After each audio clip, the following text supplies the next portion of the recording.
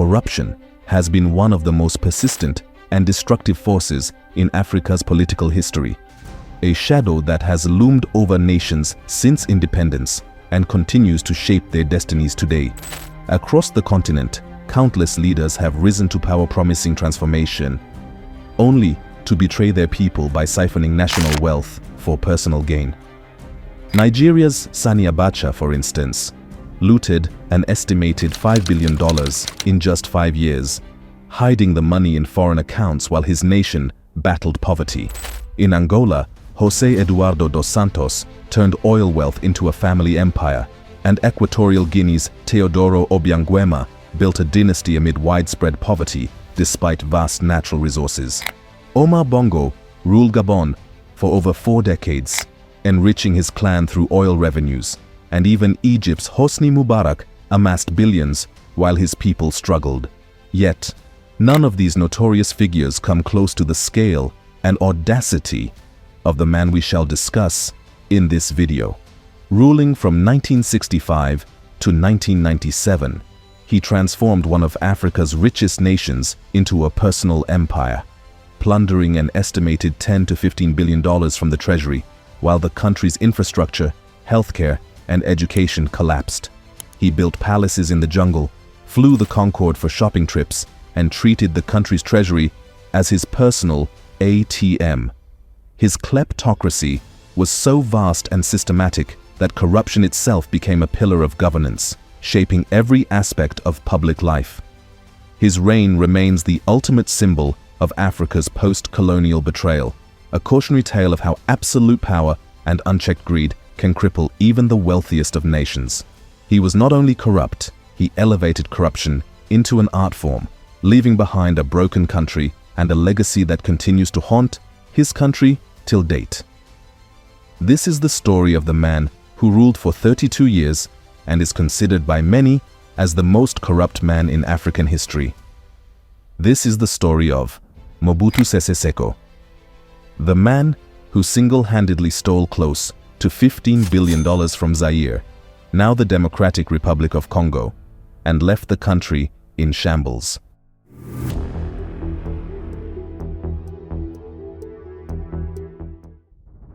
Mobutu Sese Seko, born Joseph Désiré Mobutu on October 14, 1930, in the small village of Lizala in the Belgian Congo, now DRC, would go on to become one of Africa's most infamous rulers. His life before the presidency is a tale of ambition, adaptability, and ruthless cunning. A journey from humble beginnings to the pinnacle of power in a newly independent nation. Mobutu was born into the Mbandi ethnic group, a minority community in the northwestern part of the Congo along the Congo River. His father, Gbemani, was a cook for a Belgian judge, and his mother, Marie-Madeleine Yemo, was a hard-working woman who later became a hotel maid. Mobutu's father died when he was still a child, and his mother remarried. He was raised by his uncle and grandparents for much of his early life. This modest background exposed Mobutu to the harsh realities of colonial society, where Africans were treated as second-class citizens in their own land. From an early age, he was noted for his intelligence, curiosity, and rebellious spirit. Mobutu's education began at a Catholic mission school run by Belgian priests, one of the few options available for Congolese children under colonial rule. He was a bright student, excelling in languages, mathematics, and literature, and was known for questioning authority, a trait that often got him into trouble. His strong personality and leadership qualities emerged during his school years, where he led student protests and challenged the rigid discipline of the mission schools.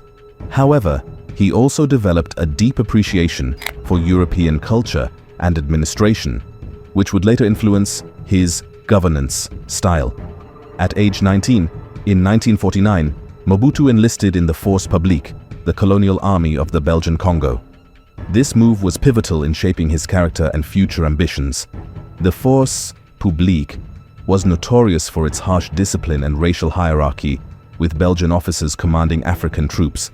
Mobutu served for 7 years, rising to the rank of Sergeant Major one of the highest positions available to Africans at the time.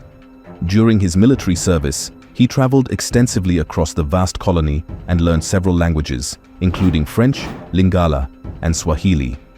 These experiences gave him valuable insights into the Congo's ethnic diversity, geography, and social fabric. It was also during this period that Mobutu developed a taste for authority, order, and loyalty, qualities he admired in the military and would later infuse into his political rule.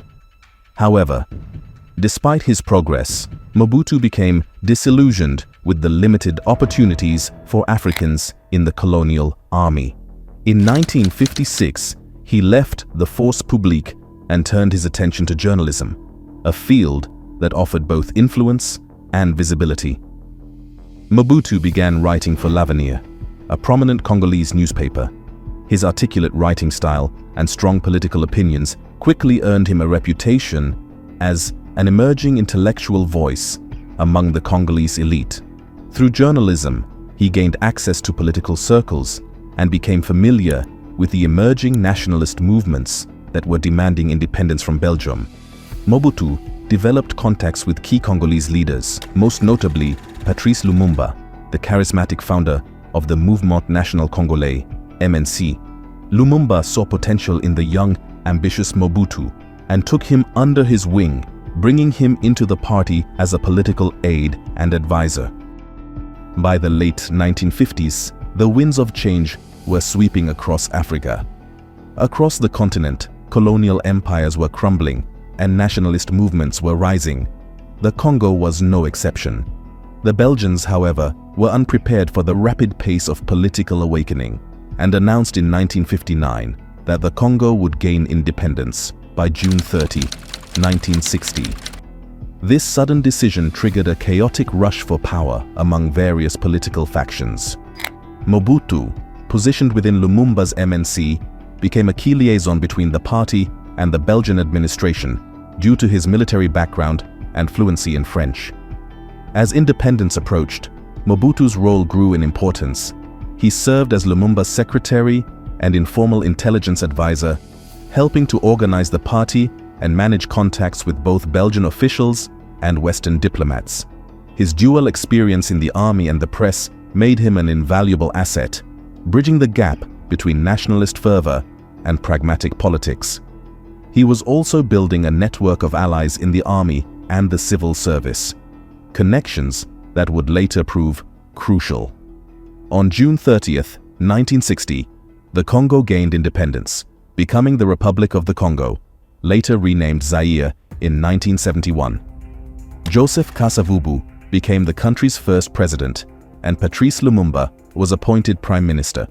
Mobutu was appointed Secretary of State to the presidency and served as Lumumba's chief military advisor. However, the joy of independence quickly descended into chaos. Within days, the force publique mutinied, Belgian troops intervened, and the mineral-rich province of Katanga, backed by Belgian mining interests, declared secession. The new government was overwhelmed by crisis. The Congo crisis spiraled into a geopolitical battleground. Lumumba turned to the Soviet Union for support after being rebuffed by the United Nations, alarming the United States and Belgium, who feared the spread of communism in Central Africa during the Cold War. Western powers, particularly the CIA and Belgian intelligence, began plotting against Lumumba, seeking a more reliable figure to protect their interests. Mobutu, pragmatic and ambitious, became their man of choice. On September 14, 1960, with covert support from the United States and Belgium, Mobutu staged his first coup, seizing control of the army and neutralizing the civilian government. He placed Lumumba under house arrest, later handing him over to rival authorities in Katanga, where Lumumba was executed in January 1961, an event that shocked the world and sealed Mobutu's reputation as a master of ruthless political maneuvering. After the coup, Mobutu did not immediately seize the presidency. Instead, he positioned himself as the kingmaker behind the scenes. He retained control over the army, the most powerful institution in the country, while civilian governments struggled with legitimacy and factionalism. Over the next 5 years, Congo remained unstable, with rebellions, assassinations, and foreign interventions. Mobutu, however, steadily consolidated power, expanding his influence over the military and cultivating Western backing as a staunch anti-communist. By 1965, political paralysis had reached a breaking point. President Joseph Kasavubu dismissed Prime Minister Moise Tshombe, leading to a constitutional crisis. Seizing the opportunity, Mobutu launched his second and decisive coup on November 24, 1965, dissolving parliament, suspending the constitution, and declaring himself head of state. At just 35 years old, Joseph Désiré Mobutu became the second president of the Republic of the Congo, setting the stage for a 32-year dictatorship that would redefine the country's history. Mobutu's rise from a humble village boy to the most powerful man in the Congo was the result of relentless ambition, strategic alliances, and opportunistic timing. He had transformed himself from a colonial soldier to a journalist, from a nationalist aide to a CIA-backed power broker. His mastery of manipulation of both people and events allowed him to exploit the Congo's political chaos and Cold War geopolitics to his advantage. By the time he seized power in 1965, Mobutu had already demonstrated the qualities that would define his rule: political cunning, ruthlessness, charisma, and a deep understanding of the machinery of power. What followed would be one of the most infamous dictatorships in African history. But the seeds of Mobutu Sese Seko's reign were sown long before he donned the leopard skin cap of a president. Mobutu Sese Seko's 3-decade rule over Zaire stands as one of the most staggering examples of state plunder in modern history. His kleptocracy was so vast and deeply entrenched that Mobutism became a synonym for corruption itself. While many African leaders enriched themselves at the expense of their people, Mobutu elevated theft into a political system, one that bled one of Africa's richest nations into poverty while building one man's empire of unimaginable luxury. When Mobutu seized power in 1965, Zaire was brimming with potential. Rich in copper, cobalt, diamonds, gold, and uranium, it was among Africa's most resource-rich nations.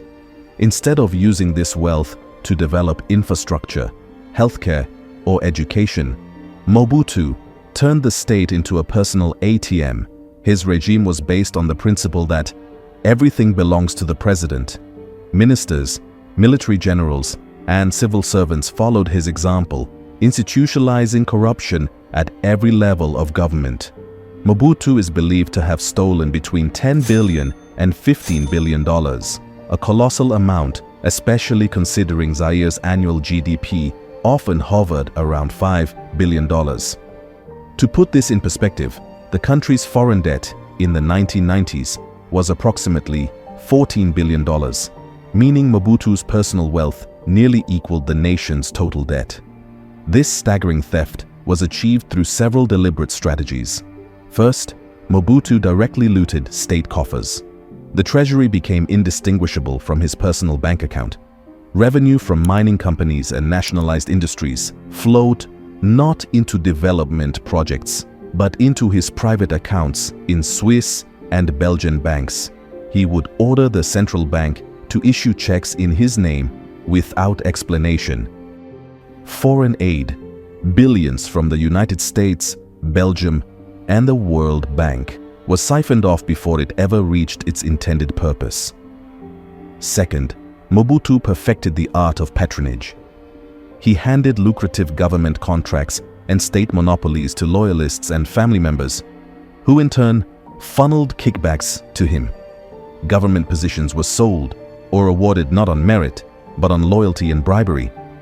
This created a vast pyramid of corruption, where every official stole from the level below, and everyone ultimately paid homage to Mobutu. At the top, the phrase "débrouillez-vous," fend for yourself, became the unofficial motto of the Zairean civil service, reflecting a system where theft was not only tolerated but necessary for survival. Third, Mobutu plundered Zaire's natural resources through shell companies and state-run enterprises. The state-owned mining giant, Gécamines, was stripped of its profits, with revenues diverted to Mobutu's offshore accounts. Diamonds and cobalt, two of Zaire's most valuable exports, were sold secretly by companies linked to his family. He also demanded hefty cuts from foreign corporations seeking access to Zaire's mineral wealth. While the Congolese people suffered economic collapse, Mobutu lived like a monarch. His lifestyle was legendary for its excess. He built lavish palaces, including the sprawling Bardo Light presidential compound in his home village, complete with a private airport capable of landing the supersonic Concorde jet. He regularly chartered the Concorde from Paris to fly in luxury goods, designer clothes, and champagne. His wardrobe included custom-made leopard skin hats and tailored suits from Europe's finest designers. Mobutu's family and close circle shared in this opulence. His wife, Bobby Ladawa, and their children lived in palaces in Switzerland, France, and the Côte d'Azur. The Mobutu clan owned mansions in Brussels and Paris, fleets of Mercedes-Benz limousines, and sprawling estates across Europe. The extravagance was grotesque compared to the plight of ordinary Zaireans, who endured crumbling infrastructure, unpaid salaries, and rampant poverty. The consequences of Mobutu's corruption were catastrophic. Zaire, once seen as a potential economic powerhouse, descended into ruin. Hospitals lacked medicine, schools closed, and public servants went months without pay. Roads, power plants, and factories fell into disrepair. By the 1990s, the economy was in freefall, with inflation soaring and the currency practically worthless. Corruption became so normalized that even the most basic government services required bribes. Zaire was reduced to a beggar nation, dependent on foreign loans and aid, much of which continued to be stolen. Despite this devastation, Mobutu remained a darling of the West for much of his rule. During the Cold War, the United States, Belgium, and France saw him as a crucial ally against communism in Central Africa. In exchange for his staunch anti-Soviet stance, Mobutu received billions in military and economic aid, which he routinely diverted for personal use. Western leaders largely ignored his corruption and repression, seeing him as a bulwark of stability. This geopolitical protection allowed him to rule unchecked for over 3 decades. By the early 1990s, however, Mobutu's empire began to crumble. The Cold War ended, Western support waned, and internal opposition grew. As rebel forces led by Laurent-Désiré Kabila advanced in 1997, Mobutu fled the country with much of his remaining fortune. He died in exile in Morocco later that year. Mobutu's corruption was not just about stolen money, it was about systemic decay. He turned theft into the foundation of governance, making corruption the organizing principle of society. His rule crippled one of Africa's most resource-rich countries, leaving behind poverty, instability, and institutions hollowed out by decades of plunder. Even decades after his death, the Democratic Republic of Congo continues to grapple with the legacy of Mobutu's kleptocracy. Mobutu Sese Seko was not simply a corrupt leader, he was corruption incarnate. His rule remains the gold standard of kleptocracy, a cautionary tale of how absolute power and greed can transform a nation's promise into despair. His theft was so vast, his system so pervasive, that it reshaped an entire country's destiny, a tragic legacy that still lingers over the Congo today. Thanks for watching, and see you on our next video.